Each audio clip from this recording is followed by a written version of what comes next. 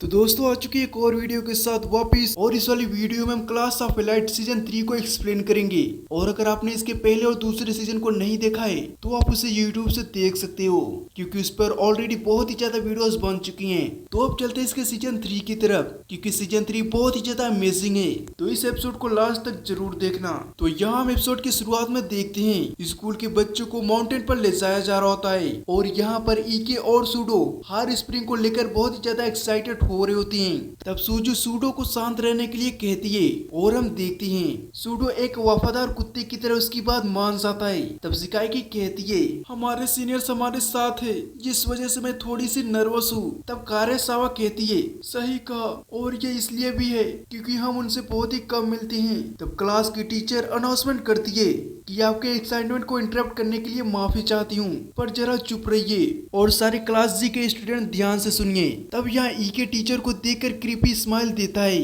तब टीचर कहती है, माफ करना, मैं तो ये भूल ही गई थी कि अब तुम सभी लोग क्लास सी में प्रमोट हो चुके हो, क्योंकि टीचर उन्हें क्लास जी के नाम से बुला रही होती है। तो चलो फिर अब मैं तुम्हें एक स्पेशल एग्जाम एक्सप्लेन करने जा रही हूँ, जिसका नाम मिक्स ट्रेनिंग कैंप है। और ये स्पेशल टेस्ट तुम्हारी मेंटल ग्रोथ को एग्जामिन किया जाएगा।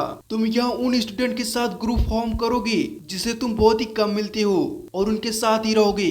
मिक्स्ड ट्रेनिंग कैंप एक ऐसा स्पेशल एग्जाम है जहाँ क्लासेस के ग्रेड और जेंडर के हिसाब से अलग अलग ग्रुप्स बनाए जाएंगे, और हर एक ग्रुप अपने अपने ग्रुप के मार्क्स के अकॉर्डिंग जज किया जाएगा। और लास्ट के 4 एग्जाम होंगे, जिससे ये डिसाइड किया जाएगा कि स्टूडेंट पास है या फिर फेल। और वो 4 एग्जाम है, मेडिटेशन, रिटन एग्जाम, स्पीच और लॉन्ग डिस्टेंस रिले। और जो ग्रुप सबसे अच्छा परफॉर्म करेगा उसे क्लास पॉइंट और प्राइवेट पॉइंट दोनों मिलेंगे। तब सुजुनो कहती है, इस एग्जाम में हमें सबसे ज्यादा ध्यान बॉर्डर लाइन पर देना होगा, क्योंकि अगर कोई भी ग्रुप इस बॉर्डर लाइन के नीचे रह गया तो उस ग्रुप के लीडर और एक मेंबर जिसे उस ग्रुप ने चूज किया हो, उन दोनों को स्कूल से निकाल दिया जाएगा। तो इसका मतलब ये है ये एग्जाम 2 लोगों की रिस्पॉन्सिबिलिटी होगी। तब यामाची उसे चिढ़ाते हुए कहता है, सुडो, इस तरह तो तुम बहुत ही बड़ी प्रॉब्लम में हो, क्योंकि तुम्हारी तो किसी के साथ नहीं बनती है। तब सारे लोग ये बातें सुनकर टेंशन में आ जाते हैं। तब हिराता कहता है, आप लोग चिंता मत कीजिए, मैं किसी को भी क्लास से एक्सपेल नहीं होने दूंगा। तो अगर किसी को कोई प्रॉब्लम हो तो मुझसे मिल सकता है।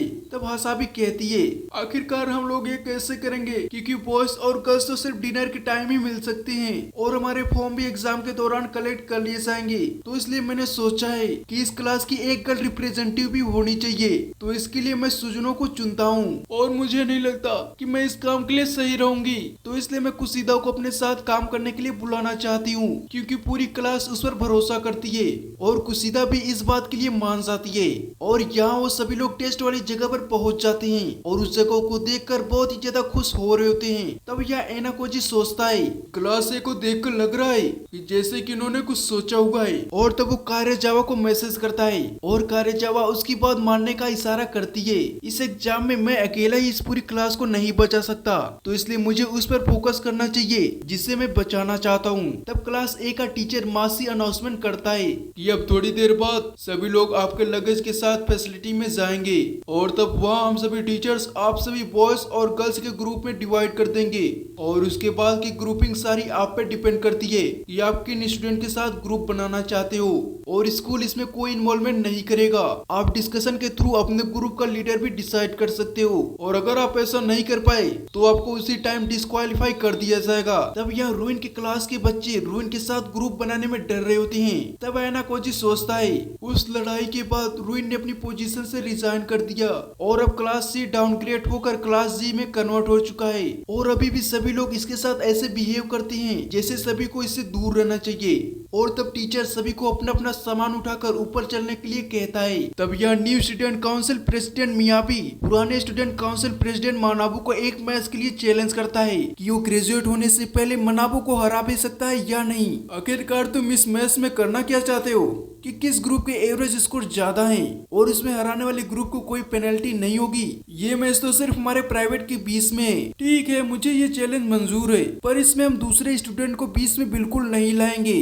तब मियाँ भी इस बात के लिए मान जाता है, और तब यहाँ सभी लोग अपना अपना सामान लेकर ऊपर पहुँच जाते हैं। और यह आयन कोजी के ग्रुप के सारे लोग अपने रूम को देखकर बहुत ही ज्यादा उदास हो जाते हैं। और तब इसी जाकी कार्नर साइड पर कब्जा करने के लिए जाता है। तब यह यूकीमुरा कहता है, रुक जा ऐसी जाकी, जाकी पहले हमें डिसाइड कर लेना चाहिए कि कौन कहाँ सोएगा। तब ऐसे जाकी कहता है आखिरकार तुम्हारी हिम्मत कैसे हुई मुझे ऐसे आर्डर देने की, चाहे तुम इस ग्रुप के इंचार्ज हो पर तुम फिर भी अपने आप को इतना ऊंचा मत समझो।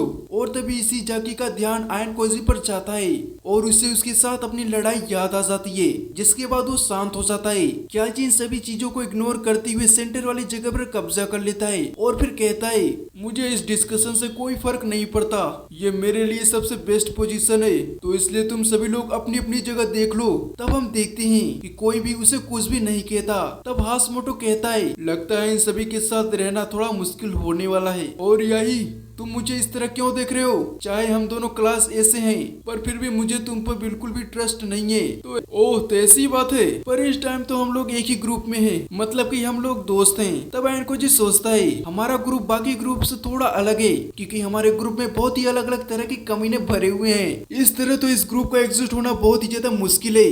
इसके बाद हम देखते हैं सभी लोग रात को खाना खाने के लिए यहाँ आ जाते हैं और एनकोजी इचिनोस को थका हुआ देखकर उसे अपना ध्यान रखने के लिए कहता है। तब इचिनोस कहती है अगर हम इस कैफेटेरिया को ध्यान से देखें तो यही वो जगह है जहाँ पर बॉयज और गर्ल्स इकट्ठा हो सकते हैं, तो क्या इन सभी को इकट्ठा करने का स्कूल के पास कोई स्पेशल मोटिव है? तब एनकोजी कहता है आखिरकार तुम कहना क्या चाहती हो? तब इचिनो उसे कहती है यहाँ पर देखकर साफ साफ पता चलता है कि किस जगह को इन्फॉर्मेशन शेयरिंग और इंटरेक्शन देने के लिए बनाया गया है। और तब कुछ लड़कियां इसी नाचे को अपने साथ खाना खाने के लिए बुला लेती हैं। तब एनकोजी सोचता है यहाँ पर स्ट्रॉन्ग वो है जो कि कम्युनिकेशन स्किल में बहुत ही ज्यादा अच्छा है और सभी लोग उस पर भरोसा करते हो। और ये हम देखते हैं सुजने और कुशिदा एक साथ बैठी होती हैं। तब कुशिदा कहती है तो क्या तुमने मेरे ग्रुप को इसलिए ज्वाइन किया है ताकि तुम मुझ पर नजर रख सको, या फिर तुम इसलिए आई हो ताकि तुम मुझे विश्वास दिला सको कि हम लोग दोस्त हैं? मैं यहाँ तुम्हें अपना दोस्त बनाने आई हूँ। अगर ऐसी बात है तो तुम समझ जाओ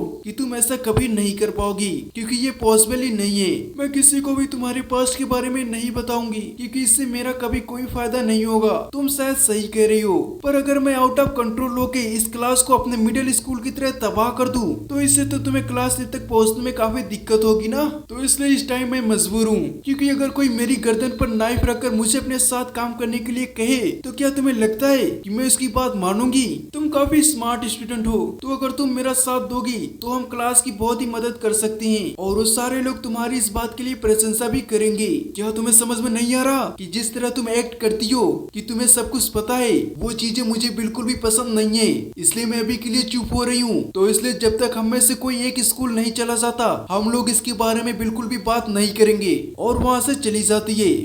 और तब अगले दिन स्कूल बच्चों को सुबह सुबह वायलेंस करके उठा रहा होता है और तभी सभी लोग नोटिस करते हैं कि कोएजी वहाँ से गायब है। तब युकीमुरा कहता है हमारे ग्रुप में से कोई भी मिसिंग हुआ तो हमारे पॉइंट्स काट लिए जाएंगे। और तभी कोएजी एक्सरसाइज करके वहाँ से वापस आ जाता है। तब इकी जाकी कहता है तुम इस तरह कहीं भी अकेले मत घूमो। तब कोएनीची कहता है क्या तुम्हें नहीं लगता कि मेरे बारे में चिंता करने की जगह तुम्हें इस टाइम मीटिंग रूम में होना चाहिए? पर तुम ही देखो, तुम तो यहाँ पर बैठकर शो अप कर रहे हो।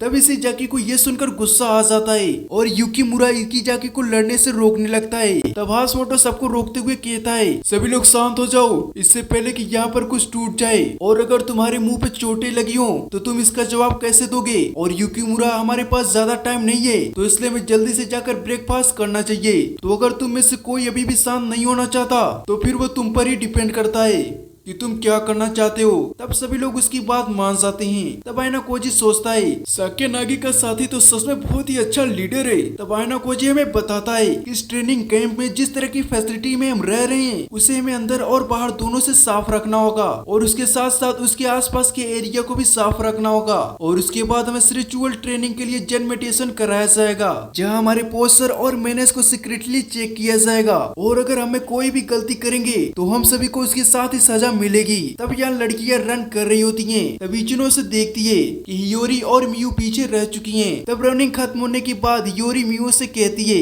अगर तुम ऐसे ही नर्वस रहोगी तो तुम बहुत ही जल्दी थक जाओगी। मुझे पता है कि तुम नर्वस हो क्योंकि तुम उन लोगों से घिरी हुई हो जिन्हें तुम जानती भी नहीं हो, पर तुम्हें थोड़ा रिलैक्स करना चाहिए। और मुझे पता है कि नेचुरली सभी लोग कंफ्यूज हो जाते हैं जब कोई अचानक से उन्हें अपना फ्रेंड बनाने के लिए कहता है। तब इचिनो भी उसे सेम बात समझाती है और उसे सब कुछ धीरे धीरे करने के लिए कहती है, जिससे वो तीनों दोस्त बन जाती हैं। तब यहाँ रात को ईके और यामाउची खाना खाने जा रहे होते हैं और तभी यामाउची के साथ टकराकर साक्यानागी नीचे गिर जाती है। तब यामाउची उसे उठाने के लिए अपने हाथ आगे बढ़ाती है, पर साक्यानागी अपने आप से ही उठ जाती है और उसकी मदद के लिए उसे मना कर देती है। तब यामाउची ईके से कहता है, क्या तुम्हें पता है साक्यानागी वैसे तो बहुत ही क्यूट है पर थोड़ी केयरलेस है। तभी ईके कहता है, तुम इसके साथ ये सब कुछ करने के बाद भी ये कह रहे हो। और तब आयनाकोजी साक्यानागी का हालचाल पूछता है, मैं बिल्कुल ठीक हूँ और वैसे भी उसने वो गलती से किया है और सबसे बड़ी बात उसने ये पहली बार किया है। मैं तुम्हें एक इम्पोर्टेंट बात बताना चाहती हूँ कि जैसे कि मैंने तुम्हें कहा था कि मैं तुम्हारी क्लास को डिस्ट्रॉय कर दूंगी, तो तुम्हें उसके लिए थोड़ा वेट करना पड़ेगा, क्योंकि मैंने डिसाइड कर लिया है कि मैं सबसे पहले क्लास बी को डिस्ट्रॉय करूंगी, क्योंकि क्लास बी बहुत ही ज्यादा एकजुट हो चुकी है और ये सब कुछ इचिनोज की वजह से है। उसके पास सबसे ज्यादा प्राइवेट पॉइंट्स है, क्योंकि सभी लोग उस पर भरोसा करते हैं। इस वजह से उसे क्लास में ट्रेजर का रोल दिया गया है। पर क्या ये सच है? पर क्या सच में उसके पास इतने सारे पॉइंट्स रहने देना सही रहेगा? मुझे तो नहीं लगता कि वो अपने सारे पॉइंट्स को इस्तेमाल कर लेगी। तुम शायद इसके बारे में सही हो, पर हर इंसान के दो डिफरेंट साइड्स होती हैं। तो अब मैं उस दिन का इंतजार करूंगी जब मैं तुम्हारा सामना करूंगी। तब हम यहाँ देखते हैं रात को मनाबू ने आयनकोजी को मिलने के लिए बुलाया होता है। तब मनाबू कहता है, क्या तुम्हें पता है कि मैंने तुम्हें क्यों बुलाया है? क्या ये मियाबी के बारे में है?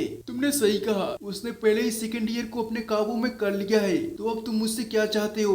उस लड़ाई के बाद तुम पर मेरा एक कर्ज है और जैसे कि हमने डील की थी, तुम्हें मियाबी के खिलाफ खड़ा होना होगा। तुम सुजने को स्टूडेंट काउंसिलिंग में लाओगे और फिर पीछे रहकर वैसे ही सारी चीजों को संभालोगे जैसे कि अब तक संभालते आए हो। पर तुम्हें पता है ना कि सीनियर्स के बारे में मेरे पास ज्यादा इन्फॉर्मेशन नहीं है, इसके लिए मैं तुम्हें इन्फॉर्मेट से इंट्रोड्यूस करवाता हूँ। और ये इस टाइम क्लास भी सेकेंड ईयर का वाइस प्रेसिडेंट है, जिसका नाम इकुट किरियामा है। सबके सामने ये मियाबी को फॉलो करता है, पर असलियत में ये मेरा साथी है। मैं तुम्हें एक चीज बता देना चाहता हूँ आयनकोजी, मुझे तुम पर बिल्कुल भी विश्वास नहीं है। मैं तो बस यहाँ अपने सीनियर मनाबू के कहने पर आया हूँ। मियाबी इस टाइम अपनी ताकत से पूरी स्किल को चेंज करना चाहता है, उसके कारण अगले साल बहुत सारे बच्चे एक्सपेल हो जाएंगे। तब आयनाकोजी कहता है, तो ये बात है। फिर मनाबी मुझे ये बताओ, तुम्हारे और मियाबी के बीच मैच कैसा चल रहा है? अगर चीजें वैसे ही चलती रही जैसे कि अब तक चल रही हैं, तो आगे कोई प्रॉब्लम नहीं होगी। क्या तुम्हें लगता है कि मियाबी भी अपने वादे के अकॉर्डिंग किसी तीसरी पर्सन का यूज नहीं करेगा? वैसे तो मियाबी कुछ भी कर सकता है, पर आज तक उसने अपने वादों को कभी नहीं तोड़ा है। तब मनाबू और इकुटो वहाँ से चले जाते हैं। तब आयनाकोजी कहता है, इस बार लगता है मनाबू शायद हारने वाला है। तो गाइस देखिए, फिर से आ चुका है एक और स्पेशल एग्जाम। यह हमसे नॉर्मल एग्जाम नहीं होते